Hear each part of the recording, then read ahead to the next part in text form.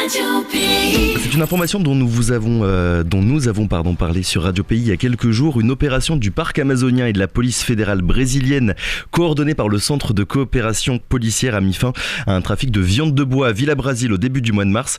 L'occasion pour nous ce matin de revenir sur les opérations de contrôle, de surveillance que mène le PAG, le parc amazonien de Guyane, le plus grand parc national français. Pour en parler, nous sommes donc ce matin avec son directeur adjoint Arnaud Ancelin. Bonjour.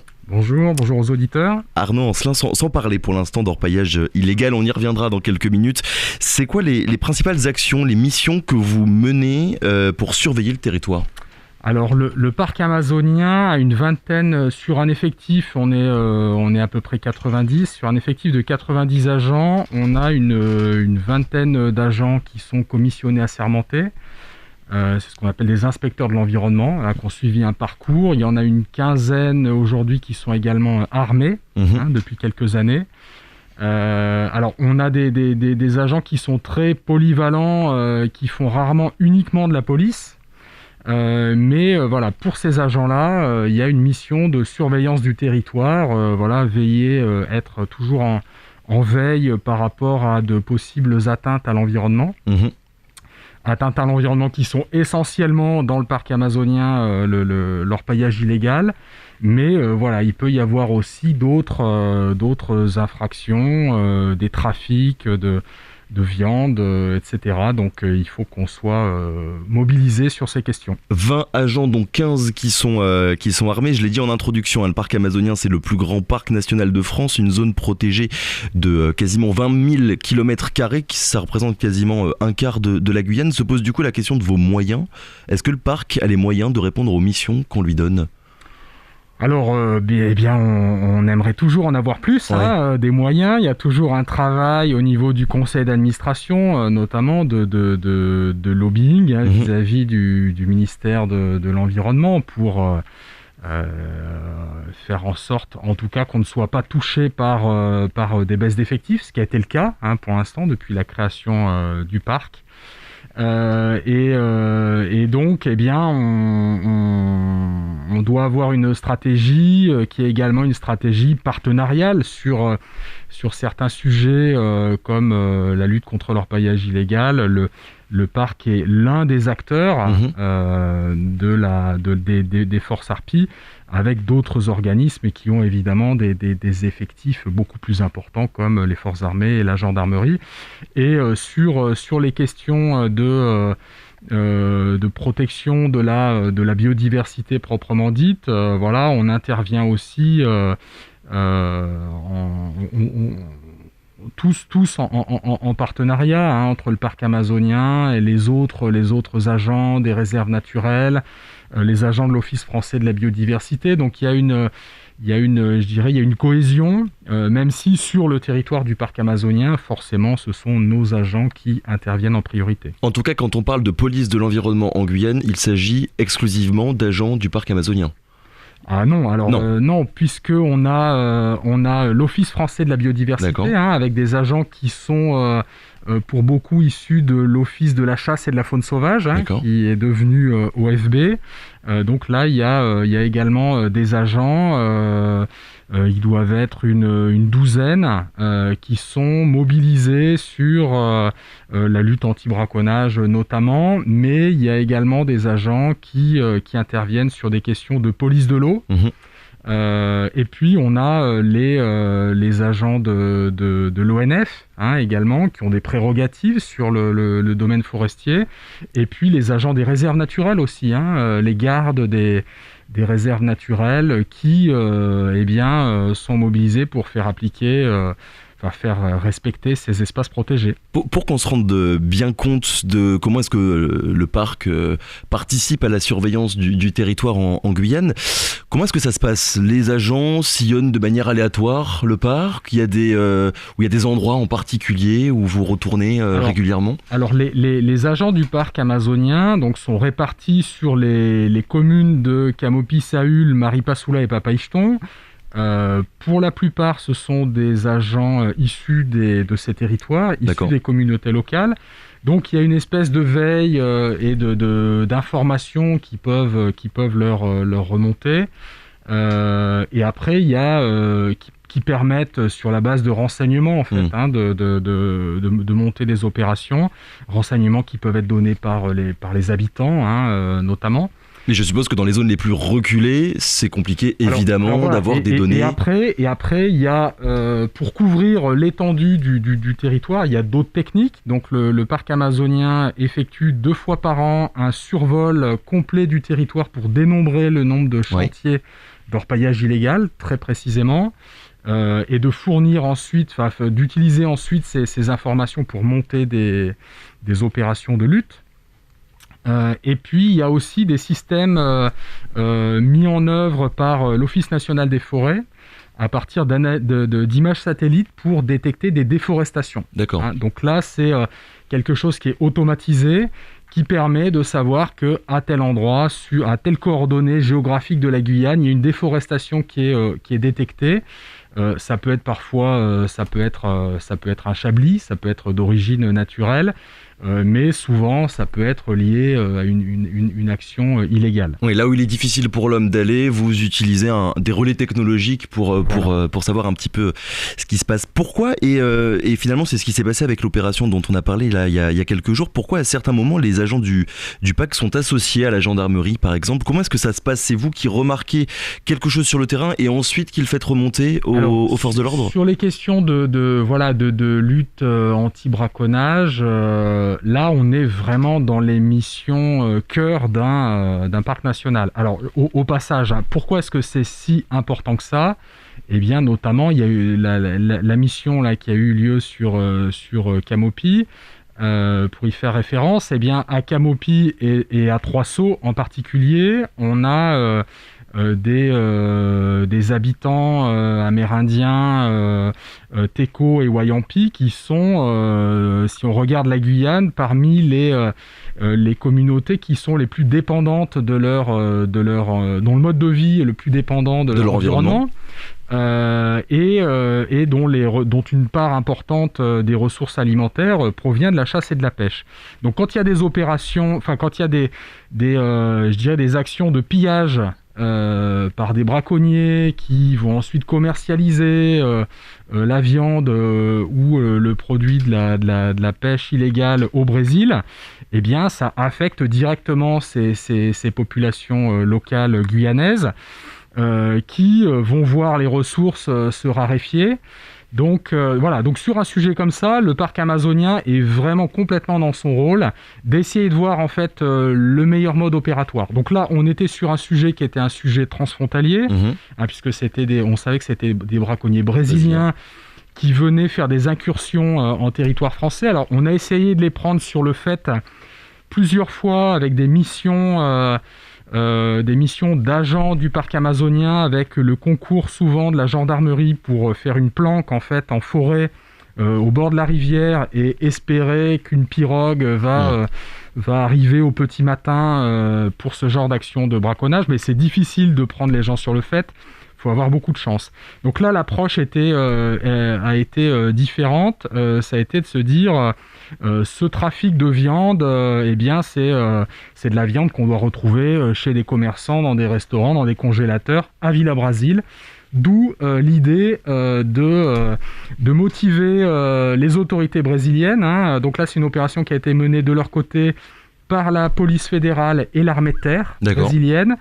Sur une idée, je dirais, avec une participation logistique et la coordination donc du parc amazonien et la coordination par le centre de coopération policière, qui est un dispositif de coopération policière transfrontalière basé pour ce qui est de la France à Saint-Georges. Et donc ça a permis de faire venir puisque nous on n'a aucun pouvoir évidemment sur le territoire brésilien. Et donc là il y a eu un effet de surprise très important, puisque ont pu être mis à jour et saisis 55 kilos de viande. Ouais. Il y avait du caïman, il y avait du yoko notamment. Et donc il y a eu cette opération là qui a eu lieu le mardi 8 mars au petit matin à Villa Brasil. Il y a eu un effet de surprise et puis ce résultat qui est intéressant, puisque une personne a dû a dû payer une caution et va devoir se présenter à la justice brésilienne. Elle encourt entre 18 mois et 3 ans de prison. Donc à la base, le travail du PAG, un travail de veille, j'ai envie de dire. Quand vous remarquez quelque chose, vous essayez ensuite de prévenir les forces de l'ordre. Comment est-ce qu'elle se passe cette collaboration ? C'est suffisamment bien coordonné ou est-ce que ça pourrait être amélioré ? Non, c'est vrai que là, on est particulièrement satisfait d'avoir réussi à faire venir les autorités brésiliennes la police fédérale n'était plus intervenue à Villa Brasil depuis 2017. Donc c'est aussi pour eux des secteurs difficiles d'accès. Donc nous on est là pour aussi les convaincre de la faisabilité. On connaît très bien ce territoire aussi qui est juste en face. Villa Brasil, c'est juste en face de Camopi. Et donc derrière il y a un travail un petit peu de persuasion. On a un agent, un inspecteur de l'environnement de notre délégation de l'OIAPOC qui est lusophone, qui parle parfaitement brésilien et qui donc a eu là un rôle décisif pour arriver à convaincre un peu de l'intérêt d'une telle opération. Donc on espère qu'il y aura, il devrait y avoir d'autres opérations semblables, mais c'est vrai qu'en termes de coopération, on espère toujours plus de partenariats avec nos voisins en face. Alors pour le parc amazonien, un partenaire naturel serait le parc national des Tumucumac au Brésil, qui est juste en face. Et qui a les mêmes fonctions que vous au Brésil ? Il y a des différences la réglementation est différente, notamment puisque en Guyane, dans le parc amazonien, je rappelle que les habitants ont le droit de chasser et de pêcher, y compris dans la zone de cœur du parc national. Le parc national au Brésil, c'est une réglementation qui ne permet pas ce genre de dérogation. C'est vraiment tout est interdit dans le parc, ce qui n'est pas du tout le cas chez nous. Le problème, surtout, c'est qu'ils ont des moyens extrêmement réduits. Au niveau du parc national, ils sont 2 ou 3 personnes. Oui. Quand je disais, alors qu'ils sont plus grands, c'est une surface qui est encore plus grande que le parc amazonien. Avec encore moins de monde. Le parc amazonien, on est 90 et eux, ils sont 2 ou 3. Donc on voit bien la nécessité de faire venir d'autres acteurs aussi fédéraux au Brésil. Du coup se pose la question de la coopération évidemment avec le Brésil, mais aussi avec le Suriname. Arnaud Ancelin, vous l'avez très certainement entendu, le tracé de la frontière entre la Guyane et le Suriname a enfin été clarifié, précisé. Les autorités ont mis en avant le fait que grâce à ce nouveau tracé, la lutte contre l'orpaillage illégal pourrait un petit peu être améliorée.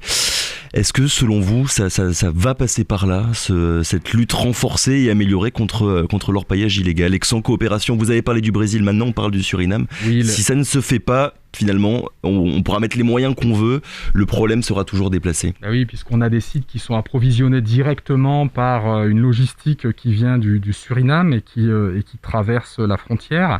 Donc c'est vrai que cette signature, c'est de très bon augure. C'est un bon signal puisqu'on voit que les autorités surinamaises, je dirais, on joue le jeu et on se souhaite de renforcer la coopération. Alors c'est vrai que maintenant que que cette partie de la frontière qui va jusqu'à Antekumpata à l'amont est définie, il faut espérer que la prochaine étape ce soit un renforcement de la coopération sur toutes les problématiques qui intéressent les communautés qui vivent le long du fleuve.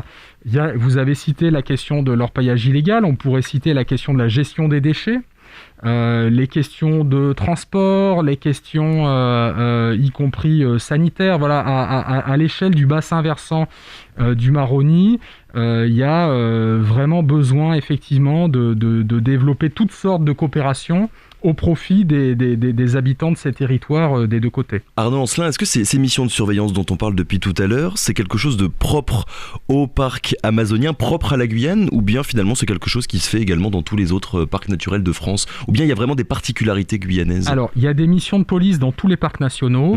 Il y a peu d'inspecteurs de l'environnement qui sont armés. Il y a des agents armés en Guadeloupe, dans le parc de Guadeloupe. Il y a des agents armés dans le parc national des Calanques, sur les communes de Marseille et Cassis, et au parc amazonien. Alors, armés au parc amazonien parce que 90% de nos interventions de police du parc sont liées à la lutte contre l'orpaillage illégal.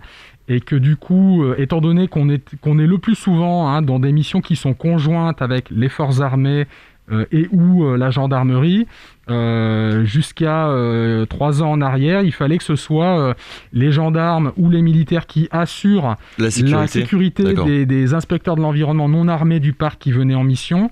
Donc on a armés pour se défendre, mais pas forcément pour intervenir sur le terrain. Eh bien oui, on est dans une logique bien sûr de protection avant tout des agents qui sont sur la mission. Bien sûr, c'est bien ça l'enjeu. Et donc maintenant, avec des agents du parc qui sont armés, eh bien on est encore plus à l'aise pour conduire ces missions. L'an dernier, c'est 123 missions de lutte contre l'orpaillage illégal qui ont impliqué le parc amazonien de Guyane. Donc, je rappelle le parc amazonien qui est un petit acteur à l'échelle de cette lutte là sur l'ensemble du territoire de la Guyane. Mais voilà, c'est quand même une activité qui est très importante. C'est un investissement dont on se passerait bien, puisque les ressources qu'on met sur ce sujet, vous ne pouvez pas les mettre sur autre chose. Pas sur d'autres thématiques, mais c'est un enjeu absolument essentiel. Mais justement, sur ce point, il y a le député Gabriel Serville qui a fait récemment des propositions d'amendement pour renforcer les dispositifs de lutte contre l'orpaillage clandestin. Parmi ces propositions, il y a celle d'étendre les compétences des inspecteurs de l'environnement en matière de lutte contre l'orpaillage illégal au-delà du seul territoire du parc amazonien. Pour vous, c'est une bonne avis, il faut aller dans... c'est un bon avis. C'est une très bonne chose, parce qu'en fait, aujourd'hui, nos agents, depuis une loi, la loi égalité réelle, en fait, en 2017, ont maintenant le droit de détruire des chantiers illégaux, sans qu'il y ait obligatoirement la présence d'un officier de police judiciaire de la gendarmerie. Donc, ça permet de démultiplier l'effort sur le terrain. Le problème, c'est que cette disposition, en fait, elle a été initialement prévue uniquement sur le territoire du parc amazonien. Qui représente, on l'a dit, un quart à peu près de la Guyane, c'est ça ? Mais forcément, comme je le disais, il y a d'autres inspecteurs de l'environnement que les agents du parc qui interviennent sur le reste du territoire. Donc c'est important que eux aussi aient cette capacité de détruire des sites d'orpaillage illégaux. Dernière question, parce qu'il est déjà 7h30, Arnaud Ancelin. Selon les derniers chiffres, 148 sites d'orpaillage illégaux ont été enregistrés au sein du parc amazonien. À sa création, il n'y en avait que 99 sites aurifères qui avaient été comptabilisés. Question simple ou compliquée, je ne sais pas. Qu'est-ce qu'il faut faire, Arnaud Ancelin ? Est-ce que ça peut vraiment se régler quand on voit qu'il y a des moyens qui sont mis et pourtant les chiffres continuent d'augmenter ? Il n'y a pas de solution miracle. On a évoqué la coopération. Il y a la question des moyens engagés pour la lutte et la destruction. Il y a aussi d'autres approches. Le parc amazonien a commencé à organiser avec les partenaires des ateliers dans les différents villages pour permettre aussi ce dialogue avec les habitants. Il y a aussi parfois une incompréhension. Donc ça, c'est intéressant, ça crée aussi des liens, ça permet de voir aussi comment les habitants pourraient aussi contribuer d'une manière ou d'une autre à cet effort. Pour pas que la grande cavalerie arrive de temps en temps, règle un problème, s'en aille et qu'il n'y ait pas forcément de communication faite. Disons qu'on aimerait aussi, alors c'est le cas au parc amazonien où on a des inspecteurs de l'environnement qui sont amérindiens, qui sont Aloukou, qui sont créoles, etc. Il y a des efforts actuellement aussi pour intégrer des jeunes des territoires dans des dispositifs de réserve opérationnels, pour pouvoir aussi bénéficier de leurs compétences, de leurs connaissances du territoire. Donc je dirais il y a beaucoup de directions dans lesquelles il faut qu'on aille. C'est un sujet très complexe qui nécessite de pousser dans plein de directions différentes. Question simple, réponse compliquée. Merci beaucoup Arnaud Ancelin d'avoir été avec nous ce matin. On le rappelle, vous êtes directeur adjoint du parc amazonien de Guyane et vous étiez avec nous pour revenir sur ces opérations de contrôle et de surveillance du territoire. Bonne journée. Merci. Radio Pays.